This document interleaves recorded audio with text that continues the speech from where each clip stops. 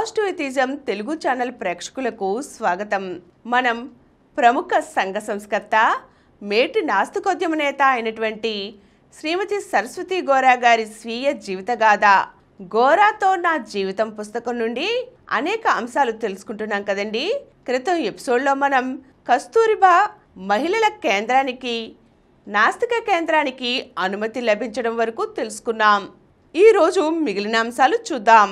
గోరా గారి దరఖాస్తును తిరిగి కేంద్ర కమిటీకి పంపారు. చివరికది గాంధీజీ వద్దకు చేరింది. అప్పుడు గోరా గారు సేవాగ్రామ్ ఆశ్రమంలోనే ఉన్నారు.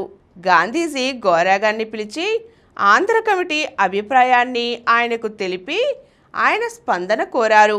దానికి గోరా గారు, ఆంధ్ర కమిటీ మిమ్మల్ని నిర్ణయించమని కోరింది కనుక మీకు ఉచితమని తోచిన నిర్ణయం మాకు ఉచితమే అని అన్నారు.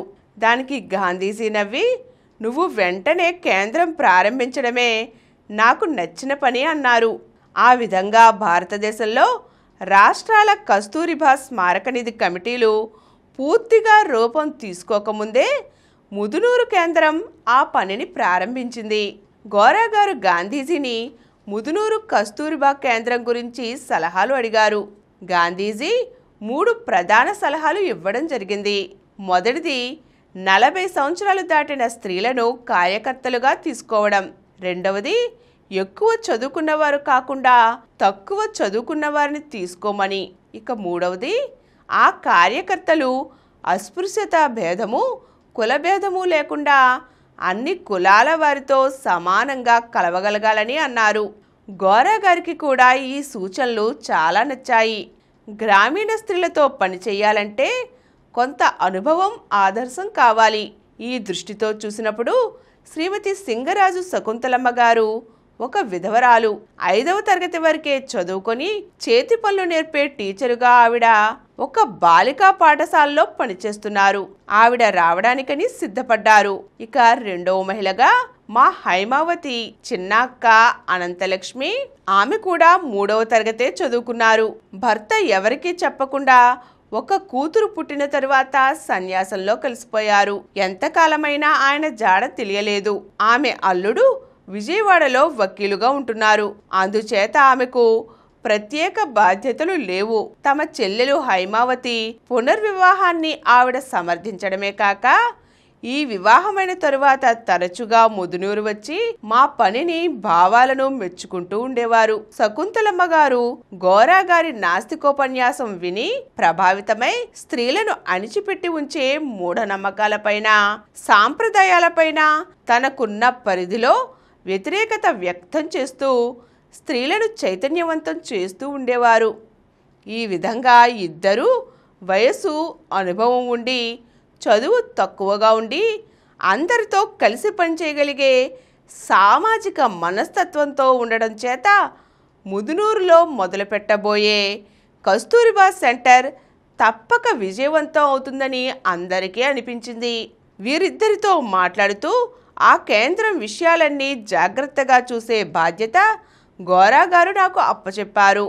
కస్తూరిబా కేంద్రం తరపున వీరిద్దరూ చేసిన పని అటు హరిజనవాడలోని స్త్రీలను ఇటు గ్రామంలోని స్త్రీలలోనూ చాలా మార్పు తీసుకువచ్చింది. పిల్లల్ని పెంచే విషయంలో స్త్రీలు తమ సామాన్య జ్ఞానాన్ని సాంఘిక చైతన్యాన్ని పెంచుకునే విషయంలో చాలా మార్పులు సాధించారు. ముదునూరులో నడిపిన కేంద్రం దేశంలో మొట్టమొదటి కస్తూరిబా స్మారక నిధి కేంద్రం కావడంతో గాంధీజీ ఎప్పటికప్పుడు రిపోర్టులు తెప్పించుకొని అభివృద్ధిని చూసి అభినందించారు. నాకు కూడా ఈ కేంద్రం నిర్వహణలో చాలా సంతృప్తి అనిపించేది. స్త్రీలలో అక్షరాస్యత కూడా 1945లోనే మేము సాధించగలిగాము. అలాగే మగపిల్లలతో పాటు ఆడపిల్లలను కూడా సమానంగా చదివించాలనే విషయంలో మేము తల్లులను చైతన్యవంతులను చేయగలిగాము. ఇది ఎంతో ఆనందాన్ని సంతృప్తిని ఇచ్చింది. శకుంతలమ్మ గారు అనంతలక్ష్మి గారు మేము ఆశించిన రీతిలో చక్కగా పనిచేసి కేంద్రానికి మంచి పేరు తీసుకువచ్చారు. మనోరమ పెళ్లి ఈడుకు వచ్చింది. సేవాగ్రామ్ వెళ్ళి వచ్చిన తరువాత మనోరమ వివాహం గురించి గోరా గారు నాతో కలిసి ఆలోచించడం ప్రారంభించారు. మనం కులం మతం కల్పితాలు అంటున్నాం, మానవులందరూ సమానం అంటున్నాం, అస్పృశ్యత పోవాలంటున్నాం. దానికోసం మొదటి మెట్టుగా సహపంక్తి టీ పార్టీలు, సహపంక్తి భోజనాలు, కార్యక్రమాలు తీసుకున్నాం. మన నాస్తిక కేంద్రంలో అందరికీ సమాన గౌరవం, సమాన అవకాశం, సమాన బాధ్యతలు ఇచ్చాం. ఇదే సమానత్వ దృష్టితో వివాహాలను కూడా ప్రోత్సహిస్తేనే సాంఘిక సమానత్వం అనే భావన పరిపూర్ణం కాగలదని ఆయన పేర్కొన్నారు. మాటకి చేతకి పొందిక ఏర్పడుతుందని గోరా గారు నేను నిశ్చయించుకున్నాం. మనోరమతో ఈ విషయాలు ముచ్చటించి ముందు సిద్ధాంతరీత్యా అస్పృశ్యత నిర్మూలనకు గాను సమాజంలో అంటరానివారు అనబడుతున్న కుటుంబం నుండి మనం ఎందుకు సంబంధం చేసుకోకూడదని ప్రశ్న వేసుకున్నాం. మనోరమ మాతో పూర్తిగా ఏకీభవించడం మాకు ఎంతో ఆనందం కలిగించింది. మామూలు చదువులో మనోరమకు అభిరుచి లేకపోవడం చేత తాను 5వ తరగతి దాటి ముందుకు చదవలేదు. అవకాశాలు లేక, అవసరము కలగక తాను హిందీ, ఇంగ్లీషు నేర్చుకోలేదు.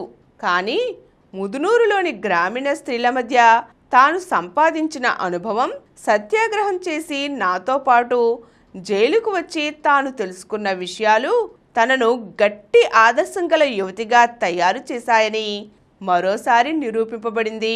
ఈరోజు మనం కస్తూరిబా మహిళల కేంద్రాన్ని ముదునూరులో ఎలా ప్రారంభించారో, దాని పనులు ఎలా జరిగాయో తెలుసుకున్నాం కదండి. మరో చక్కని అంశంతో మళ్ళీ కలుద్దాం. ఈ కార్యక్రమం మీకు ఎంతో నచ్చింది కదా. ఇటువంటి మరిన్ని వీడియోల కోసం అనతి కాలంలోనే 20 కోట్లకు పైగా వ్యూస్ సాధించిన సమరం ఛానల్ సమర్పించు పాజిటివ్ ఎథియిజం తెలుగు ఛానల్కు సబ్స్క్రైబ్ చేయండి, లైక్ చేయండి, మీ ఫ్రెండ్స్కి షేర్ చేయండి. అలాగే ప్రక్కనున్న గంట సింబల్ని ప్రెస్ చేయడం మర్చిపోకండి.